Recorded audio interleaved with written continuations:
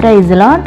ఈరోజు దేవుని వాగ్దానము కీర్తనల గ్రంథము 34వ అధ్యాయము 9వ వచనము.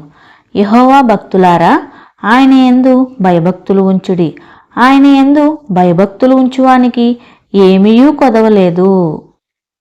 ఇక్కడ దావీదు చెప్తున్న మాటలు. యెహోవా భక్తులారా, ఆయన యందు భయభక్తులు ఉంచుడి అంటున్నాడు. ఆయన యందు భయభక్తులు ఉంచువానికి ఏమీయూ కొదవలేదు. అవునండి, దేవుని యందు భయభక్తులు కలిగి ఉన్న బిడ్డలకు ఏదీ కొదవలేకుండా ఆయన బిడ్డలను ఆయన రక్షించి కాపాడి ఆయన కాపుదలలో దేవుడు నడిపిస్తాడు. మరి దావీదు కూడా అంతే. దావీదుని, గొర్రెల కాపరి అయిన దావీదుని దేవుడు ఎంతగానో హెచ్చించాడు. గొర్రెల కాపరి అయిన దావీదుని దేవుడు రాజుగా చేశాడు. దావీదు సింహాసనాన్ని దేవుడు స్థిరపరిచాడు. దావీదు వంశంలోంచే మరి యేసుప్రభుల వారు వచ్చారనమాట ఈ లోకానికి. మానవ కుమారుడుగా, మరి దేవుని కుమారుడుగా యేసుప్రభుల వారు ఈ లోకానికి వచ్చారు. దావీదు చిన్నప్పటి నుంచి కూడా దేవుని స్తుతిస్తూ ఉన్నాడు. దేవుని యందు, యెహోవా యందు భయభక్తులు కలిగి ఉన్నాడు. యెహోవా దేవుణ్ణే ఘనపరిచేవాడు. ఆయన నామాన్ని ఘనపరుస్తూ ఆయన నామాన్ని స్తుతిస్తూ ఉండేవాడు. అందుకనే దావీదు జీవితంలో ఏదీ కొదవలేకుండా దేవుడు అంచెలంచెలుగా హెచ్చించాడండి. దీనులను, దరిద్రులను పెంట కుప్ప మీద నుంచి లేవనెత్తువాడు దేవుడైన యెహోవాయే. ఆయన దీనులకు, దరిద్రులకు అండగా ఉంటాడు. దావీదు కూడా ఒక దీనుడే, ఒక దరిద్రుడే. దావీదు అన్నయ్యలు దావీదుని ఎంతగానో చిన్నచూపు చూసేవాళ్ళు అనమాట. అప్పుడు దేవుడై దావీదుకి తోడై ఉన్నాడు. ప్రతి విషయంలోనూ దావీదుకు దేవుడు తోడై ఉన్నాడు. అందుకనే దేవుడు చేసిన మేలులను బట్టి దావీదు ఇస్తున్న సాక్ష్యం అనమాట. ఆయన యందు భయభక్తులు కలిగిన బిడ్డలకి ఏదీ కొదువు ఉండదని దావీదు చెప్తున్నాడు. మరి ఈరోజు దేవుని యందు భయభక్తులు కలిగి ఉన్నారా? దేవుని యందు భయభక్తులు కలిగి మీరు ఉంటే మీ జీవితంలో ఏదీ కొదవ ఉండదు. ఏదీ కొదవ లేకుండా దేవుడు చేస్తాడు. మీ జీవితంలో ఏది కొదవై ఉందో, ఏ లోటుపాట్లు ఉన్నాయో, ఏ సమస్యలు ఉన్నాయో, దేవుని మార్గాల్లో నడుచుకోండి. దేవుని యందు భయభక్తులు కలిగి ఉండండి. దేవునికి ప్రార్థన చేసుకోండి. దేవుడు మీ సమస్యలను, మీ బాధల నుంచి, మీ సమస్యల నుంచి, మీ ఇబ్బందుల నుంచి దేవుడు విడిపిస్తాడు.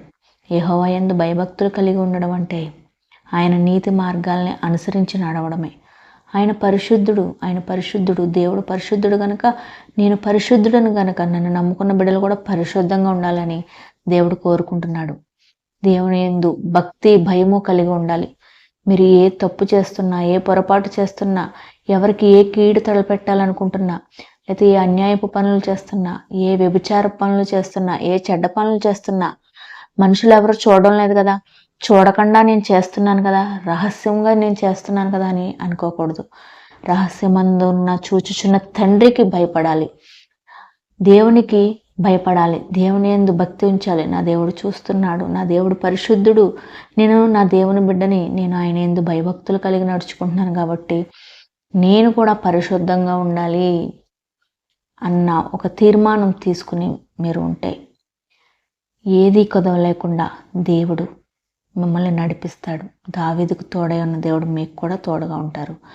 అప్పుడు మీరు కూడా చెప్పగలుగుతారు ఎదుటి వాళ్ళకి దావీదు చెప్పినట్లుగా, యెహోవా భక్తులారా, ఆయన యందు భయభక్తులు ఉంచుడి, ఆయన యందు భయభక్తులు ఉంచువానికి ఏమీయూ కొదవలేదు.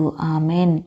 కాబట్టి ఆయన యందు భయభక్తులు కలిగి జీవించండి. దేవునికి విధేయత చూపించండి. దేవుని మాట వినండి.